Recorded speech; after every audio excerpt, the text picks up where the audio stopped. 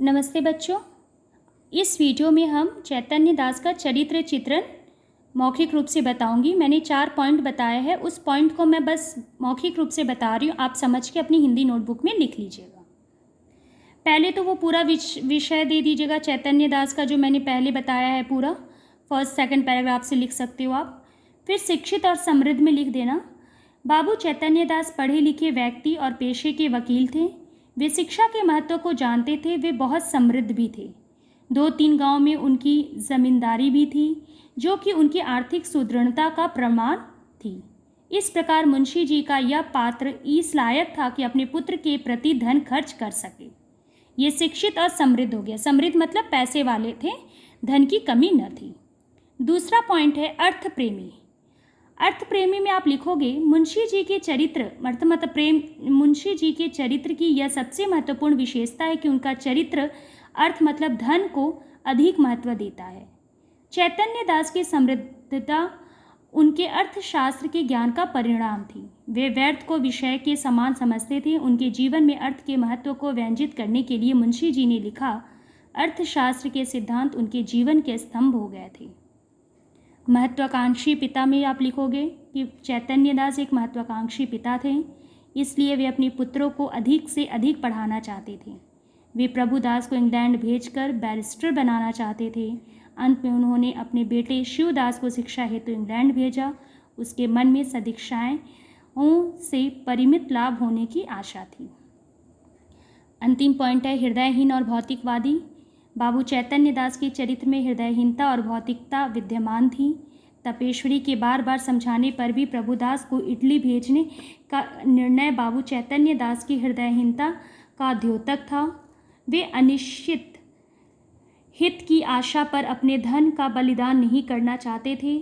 उनके द्वारा कहा गया यह कथन उनके चरित्र की इस विशेषता को उद्घाटित करता है। मैं भावुकता के फेरे में पड़कर धन का हास्य नहीं कर सकता।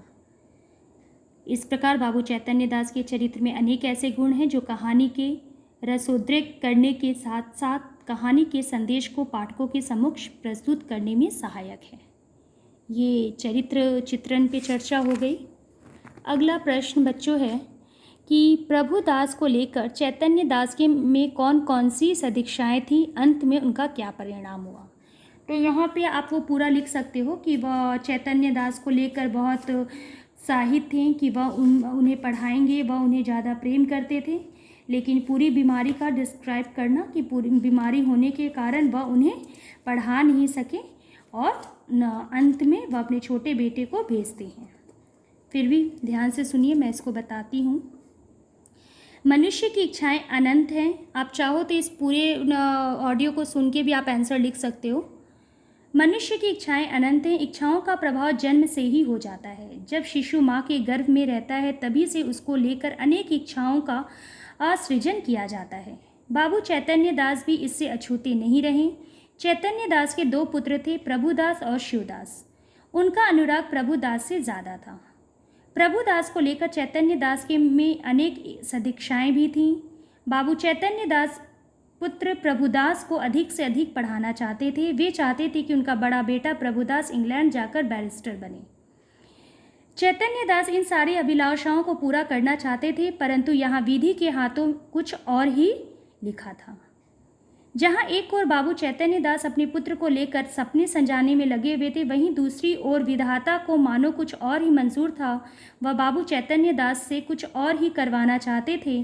संयोग ऐसा हुआ कि प्रभुदास को बीए की परीक्षा के बाद ज्वर आने लगा। डॉक्टरों की दवा होने लगी। ज्वर में किसी भी प्रकार की कमी नहीं आई। प्रभुदास दिनों दिन क्षीण होता चला जा रहा था। अपने बीए की परीक्षा के परिणाम प्रथम श्रेणी सुनकर भी उसके चेहरे पर खुशी की झलक नहीं दिखाई दी। वह सदैव गहरी चिंता में डूबा रहता था। उसे अपना जीवन बोझ सा लगने लगा। 2 महीने हो गए थे मगर बुखार कम नहीं होता था। चैतन्य दास को डॉक्टर द्वारा यह पता चला कि उनके पुत्र में तपेदिक के लक्षण दिखाई दे रहे हैं। इस जवाब में बाबू चैतन्य दास विस्मित रह जाते हैं। उन्हें यह पता चला कि गुप्त रीति से इस रोग ने प्रभुदास के शरीर में प्रवेश किया है। यह सब सुनकर चैतन्य दास डॉक्टर से यह प्रश्न पूछते हैं कि क्या ठीक होने के बाद प्रभुदास मानसिक रूप से परिश्रम कर सकेगा। डॉक्टर के द्वारा दिया गया यह जवाब कि अब इनका मानसिक परिश्रम करना उचित नहीं है, यह कथन ही बाबू चैतन्य दास की इच्छाओं पर पानी फेर देता है।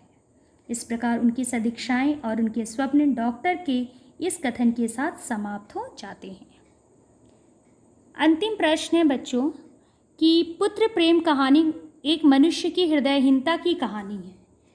ठीक है, इसके पहले मैंने जो ये क्वेश्चन समझाया, जो मौखिक रूप से बताया, उसे आप अपनी हिंदी नोटबुक में लिखोगे। अब एक हृदयहीनता की कहानी है, इसमें आप ये पूरा लिख सकते हैं। इसे आप खुद बनाकर लिखेंगे कि किस प्रकार एक पिता हृदयहीन है, पुत्र से प्रेम करता है पर उसके इलाज के लिए धन खर्च नहीं करना चाहता। पूरा डिस्क्राइब कर दोगे आप कि उसके बेटों को ऐसे ऐसे बीमारी हो जाती है पर वह धन को व्यर्थ में खर्च नहीं करना चाहता, और जब तक उसे लाभ न मिलता पत्नी के समझाने पर भी पत्नी को शांत करने के लिए हाँ तो कर देता है, पर पैसे होने के बाद भी वह उसे इलाज कराने नहीं ले जाता है। इसके विपरीत अपने छोटे बेटे को इंग्लैंड पढ़ने के लिए भेज देता है। जब इंग्लैंड से वो आता है तो एक सप्ताह के बाद उसके बड़े बेटे प्रभुदास की मृत्यु हो जाती है, और मृत्यु के बाद उसे अफसोस होता है कि शायद वह अपने बेटे को इलाज के लिए ले जाता तो आज उसका बेटा ठीक हो जाता। ठीक है, तो ये सारी चीज़ें आप लिखोगे। तो ये हुए आपके क्वेश्चन पे मैंने चर्चा की है, इसे आप अपनी हिंदी नोटबुक में लिख लीजिएगा। अब अगली वीडियो में हम दूसरी कहानी पर चर्चा करेंगे। धन्यवाद।